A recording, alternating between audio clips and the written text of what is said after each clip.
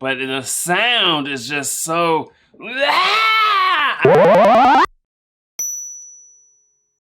All right, today I'm checking out Charles Bradley. I'm listening to his cover of Black Sabbath's Changes. Let's get into it. Am I right? The last tune you're going to do for us is Changes, which is a tune by Black Sabbath. You don't strike me as the average Black Sabbath fan. How did this tune cross your path? Mr. Tommy Burnett asked me to do this song. Never heard of the guy, but the lyrics was so powerful. And that was going through the crisis. My mom was very ill, and I was watching her suffer, and it's hurted me to my heart. And I didn't want to do the song, but the first verses was very hard for me to learn because I didn't want to accept it. But when I saw my mom when she took her last breath, the second verse just came so natural. I didn't have to rehearse it. I didn't have to think about it. I look at it when she said her last goodbye to me. And boy, even today when I sing that song, I get truly emotional in that. Well, it's a beautiful version, man. They're gonna. I think they'll all agree with me once they hear it. Okay, hold up. So he was starting to learn this song as his mom was sick and dying. But then after she died, the second verse, he just like assumed it. You know what I mean? He just assumed the song. He said he didn't even have to rehearse the second verse. It just came naturally. That's so crazy. Like, think about the emotion of a song. We talked about this the other day. When people cover a song, does it mean the same to them emotionally as what it means to the original artist? Well, in this case, it might be like 1-to-1 if he just naturally picked up the second verse, no rehearsal, because he probably got in that exact same emotion of the original artist of Black Sabbath. You know what I mean? To where the song became second nature to him instantly after experiencing a life event. That is wild.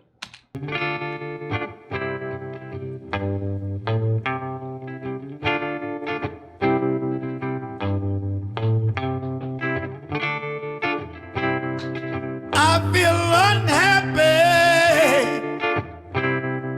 I feel so sad. I have lost the best friend that I ever had. She was my woman. I love her so. But it's too late now. I let her go. Listen now. I'm going to change it. I'm going to change it. Oh, it hurts so bad in my life. It's gonna be a change in my life.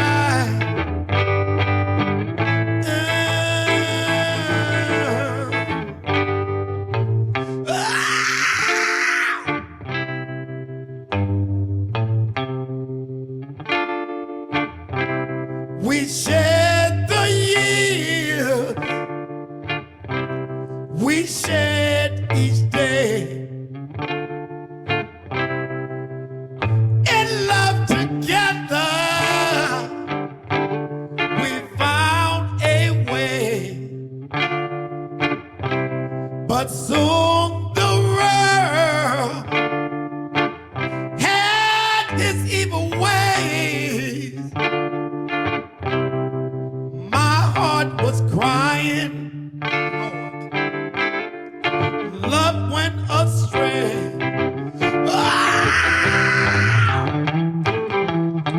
Oh, those woes. Because the captions are reading woe, like WHOA.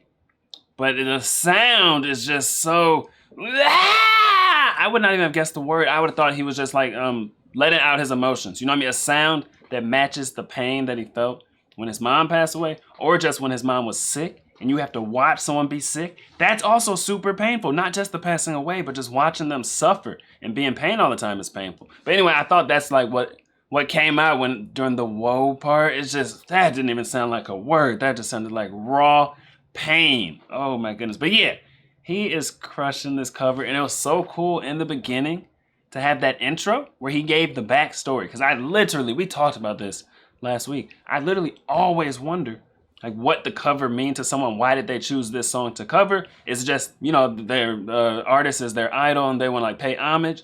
Or do they connect with the song emotionally? But in this one, we know for a fact it's emotional.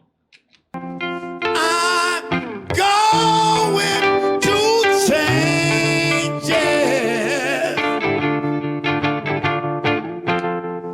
I'm going to change it.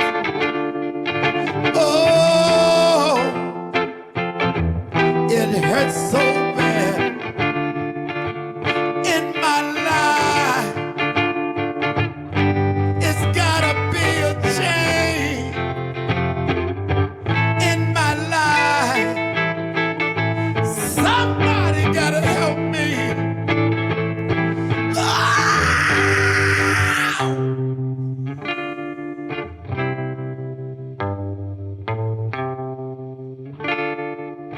And this is the part that hurts me the deepest. It's like he's reliving it. It took so long to realize I can still hear her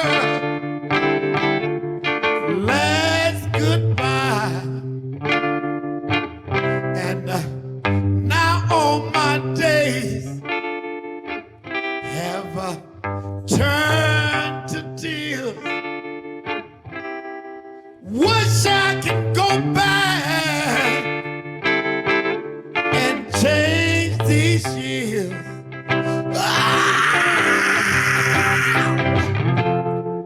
I'm going to change it.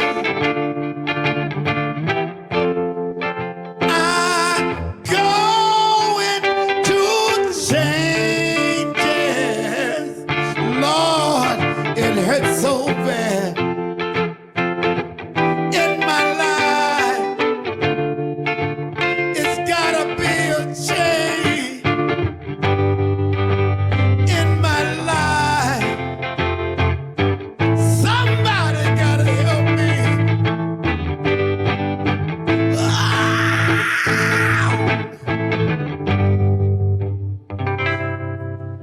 Woo! Oh man, Goodness. Charles Bradley, please give him as much thank you applause as you possibly can. Charles, that was fantastic. That's Ben on guitar back there.